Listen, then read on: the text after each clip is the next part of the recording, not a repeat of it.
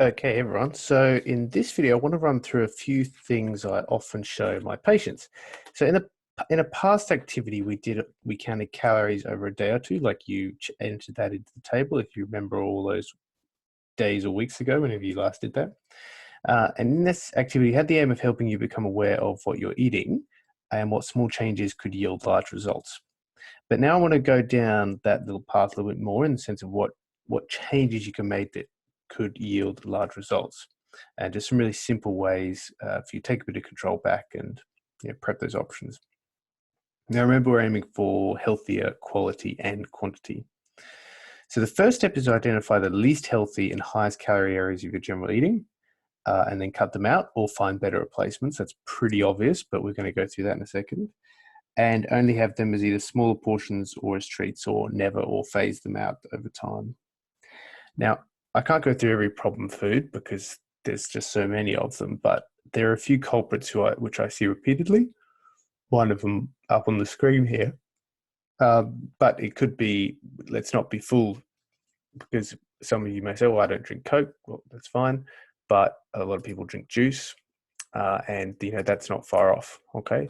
Now in the last video, I showed you how you can just type at Google cola calories, and it'll come up with this different kinds of cola, the different sizes, can, bottle, that sort of stuff, and then orange juice. Okay, so same thing, 100 grams Coke per 100 grams. So actually, orange juice has got more calories per 100 grams than Coke. So orange juice I do not think is a health food, because it's just highly processed orange. It's like 8 oranges in a glass with none of the fiber or residual goodness. So it's just the sugar and a little bit of vitamin C. So generally avoid juices.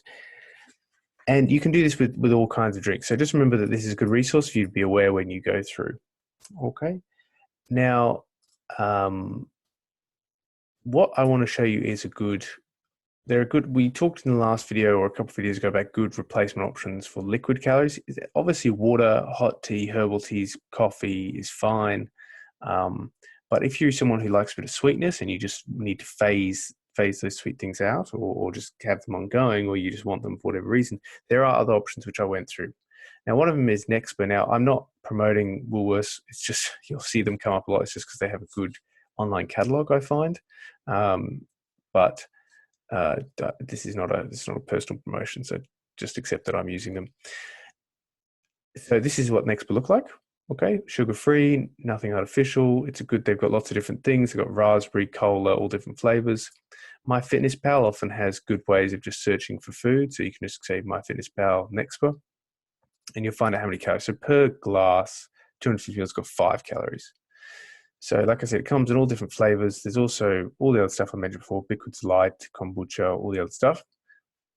So you can still have your healthy, well, not, you can still have your healthy things, and you can have some sweetness, is what I'm saying. And you'll see the actual ingredients in here. Where is it? There we go. So stevia. Stevia is, I mentioned in the past, probably the only sweetener that I think is healthy. It's still plant-based, so it's actually a plant, just like sugar, but it's got basically no calories, but it's a very sweet blend. So if you're going to go for sweet drinks that are sugar-free, it's probably going to have stevia. If it's got other things like aspartame or something, then I would generally avoid it, for various reasons, which I've discussed in one of the bonus videos. Okay, so now I just want to make you aware of things like olive oil, which it is a healthy oil. There's no doubt about that. So it's a better oil definitely better than canola oil or vegetable oils and things like that. But just keep in mind that you don't need a lot. You really, really don't need a lot. And I've seen people add like 2 or 3 tablespoons to their salads. And when you Google olive oil calories, one tablespoon is 120 calories. So three tablespoons, 360 calories, which is a ridiculous amount for what doesn't seem like a lot. So I'm just making you aware of that may be one of those high yield small changes you have to make. Just don't have it. Add a squeeze of lemon juice, add some apple cider vinegar or balsamic vinegar, maybe a tiny bit of olive oil, but generally not much. This is an easy way for you just to cut down those extra calories. Like I said, I don't advocate calorie counting. I've said this many times for the life. I'm just saying that opening your eyes to these things can be very useful. Okay, the next thing is curry, and because a lot of people are cooking, they're making stir fries or they're making curries at home. They're buying their sauces. They're not making them at home, which is, fine. I understand everyone's busy. It's good to make your own sauces and spice mixes if you can, but it's quite expensive and time consuming. So you often buy your own curries. Now, you can just search, again, Woolworths curry paste. Now, look, you're going to come across all these different things on the shelves. Kind of can be good to prepare yourself. Get in the habit of when you pick up that jar off the shelf, look at the back. And I'm going to pick two brands, Volcom green curry and this one, Ayam green curry. So both green curries, both look, reasonable. Both you would think are equally healthy. So Volcom, go away, is $4 for a jar. And you come down here and we look at the ingredients, which I've been through in past videos. Water, shallots, lemongrass, chili, garlic, galangal, salt. Okay, so that's all pretty much real food, which is good. And you go down here and you go average per 100 grams. Always look at the per 100 grams, both in price, $1.90 per 100 grams, and in nutrition when you're comparing two brands, because the servings are not equal. Neither the serving here of the actual whole product or the serving in nutrition terms is equal. So ignore that. When you're comparing things, look at average per 100 grams, both in price and in nutrition. So if you look here, you actually see, it's got basically no sugars. And the only sugars it's got are probably from like this tiny bit of tapioca starch. So that's good, very low sugar. It's got a bit of fat, which is from the sunflower oil. So it's not great, but still not terrible. And if you're looking at energy, divide that by 4, as we know we should do now. That's about 160, 70 calories per 100 grams. And you never have 100 grams. You'd have a much lower amount when you're making, because it's curry paste. Much better than jars of curry. Keep that in mind, because jars of curry have enormous amounts of sugar and fat and milk and cream in them. So buy the pastes over the jars of curry. So that's tip number 1. But even within the curry paste, you can see there's big differences. So this is Ayam. It's a bit cheaper. Okay, so not a lot cheaper, but a little bit cheaper. But what is in here? Okay, wait, looks okay. Wait a minute. Oh, they've added sugar. Oh, they've added more sugar. So they've added 2 lots of sugar. Okay, and look up here. One of the top ingredients is salt and sugar and soybean oil, processed soybean oil. No thanks. And if you look in here, it's 22% sugar compared to this one, which is 2.6% sugar per 100 grams. Okay, so this has almost 10 times the amount of sugar than this brand. So they both look similar, they both sound similar. But when you look at the ingredients, when you look at the nutritional information, they are definitely not similar. Okay, so just keep that in mind. And the other thing is the trick here. So this is 16 servings per package. Hence, it looks like there's less per serving. Oh, but that's more, but they do half the number. Okay, so again, keep that in mind. Now, they're not enormously different in the kilojoules. They're still probably about 50, 40 calories.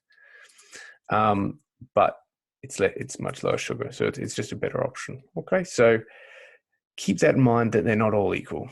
All right, and like I said, go for pastes over things. And there's also Mexican food mixes. So again, pick the spice mixes rather than the jars. Have a look at the backs. There's Asian, like stir fry mixes. There's other kinds of curries. Just get in the habit of just having a look. Okay, so that is curry sauces and that sort of stuff.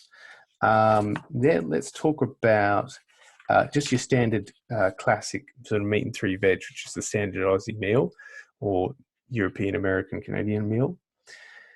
Now, I'm going to sound like a broken record here because I know some people don't like guidelines, but there is some truth to them. And that is that when you have a plate, what I see most of the time is people have like their plate and they have probably like a third to half meat, a third to half potatoes, pumpkin, and then like this small little bit of broccoli. Now, what I want you to do is try and aim more for this plate. Okay, so a quarter protein or half protein, let's say plant-based protein like lentils, legumes, chickpeas, nuts and seeds, or fish or whatever, and half veggies, or more like this plate where it's quarter. So you want most of that plate to be these non-starchy vegetables: carrots, broccoli, lettuce, spinach, capsicum, tomatoes, mushrooms, asparagus, beans, peas, etc. Okay, onions, garlic, shallots, whatever. Lots of options. And that's what I want most of your plate to be on. So again, it's just a really easy way. You can basically eat as many of these as you want and you'll lose weight. So you can stack your plate up with that if you're a little bit more hungry, because you will be fine. If you want to add a little bit of spice to it for different flavors, you can do that too. Now, there's two other sort of common pitfalls I come across. One is that people really still want something sweet. In particular, ice cream. It's a very common one that I come across. And people say, no, I can't let go of that fully yet. I want to just phase that out. That's cool. Like, I'm all about long-term sustainability. So the point of this video is to show that you can just search. So this is ice cream calories, but you can just search for healthy. It's not hard to search for, I've done Woolies again, to go through all their ice cream brands, or just search. Well, actually, what I'll do is just so you know, keep that in your mind, 216 calories per 100 grams. Okay, that's what your average ice cream is. Okay, so that's quite a lot because people have usually a lot more than 100 grams. But if I just Google low sugar ice cream, okay, it's just going to bang. It's just pulled me up a bunch. Okay, so it's this is what I mean where I say if we know what to use, it's not that hard. And here it's just giving me a list of them. All right, so I've pulled up some of these in Woolworths for you so you can have a look. It's a bit expensive, but that might be a good thing because you just eat less. Now, these are not healthy. These are just healthier. So I just want to make that clear. So if you go to Halo Top, which is probably one of the more common brands, this is what it looks like. 320 calories per tub, which is hence only 94 calories per 100 grams. So it's less than half of your standard ice cream. All right. And then these are all pretty similar. So again, you can go on, you can look at the food and you can find the nutrition table this way. So you can see over there, 115 calories, so about half again. You got Fro Pro, so that was Streets, Halo Top, Peter's No Sugar. God, this is annoying. No sugar, okay. And then you can scroll down and it'll give you the information there. And then Fro Pro. All right, so that's that. Now that's if you've got to phase it out, you can try a brand. So I'm not saying you have to have these brands. I'm not saying you have to phase it out. All I'm saying is that you can search and prepare yourself or be in the store and look around because there are more and more better options these days. And then the salty treats, some people love salty treats like salt and vinegar. So obviously you can get salted nuts instead of chips, or you can get this sort of stuff, which is like often in the kids section because kids food is actually getting healthier and healthier, thank God. And this is an Australian-based company, Happy Snack Company, and they make salt and vinegar fava beans, which are pretty tasty, I have to say. So that, because they just give them an individualized packs per pack, it's not that much. Very low sugar, okay, not much fat, and only about 60 calories per pack. So it can be a good contained, salty, satisfying snack. Okay, so let's just go back to this page. So whilst these foods are not perfect, and I'm not sure that matters that much because this is the real world where people have different preferences, and all I'm trying to show you is the common ground, the principles which you can be sort of empowered to go and search this stuff yourself. And when you go shopping, you'll be more aware now. So you know how and where to look and find good replacements and just cut out those high yield foods that are just high calorie, low nutrition quality. In the later videos, I'm going to talk about affordable meal options, but this one I just wanted to talk about the technique. Now, I've talked about this before. I'm going to mention again that there are different diets out there, and I'm going to be talking about those in upcoming videos. But the common ground with all of this is real food, healthier attitude, and options to snacks, which I've just gone through. So the trick for you is to work around, maybe trial and error, and see which one works best, because that also may change over time. So if you're busy, then fasting might be good. If you love variety, then Mediterranean might be good. If you feel better on paleo, then good for you. If you have heart disease, then maybe you might want predominantly plant-based eating. And remember, when we look at the big studies, and this is one, and there are many, which is done 2008, Journal American Medical Association. So top quality, very high quality trial, this one, considered by pretty much everyone on both sides of the debate, low fat or low carb, where they compared them. What they found is that there's no real difference between the two. But what is really interesting is that within the group, but if you have two groups, one who goes low carb diet, one who goes low fat diet, and you follow them for 12 months, they did this, they give them both healthy low carb and healthy low fat, they both groups lose on average the same amount. So it didn't seem to matter. But within the group, within the people who did low fat and within the people who did low carb, there was a big range, meaning that some people lost 30 kilos and some people put on 10 kilos. So what that means is that whilst there is common ground here, you still may need to find what works for you. And you may only find that out by trialing it. There's no real, and actually what part of what this study looked at too was whether the genetic testing, personalized genetic testing, was of any use. And it said that no, there was no significant diet genotype pattern association. So it's just a case of, if you're not getting the results you need on a low carb, then try a different type of diet, or vice versa, okay? But there's a good chance that both of them are going to work if you find that it works for you and it's sustainable in the long term. And that's, as I've said so many times, what matters in the end. What you can do is the right diet for you and what makes you feel good. All right, so have fun, explore the videos, explore the recipes and the options. Thank you so much.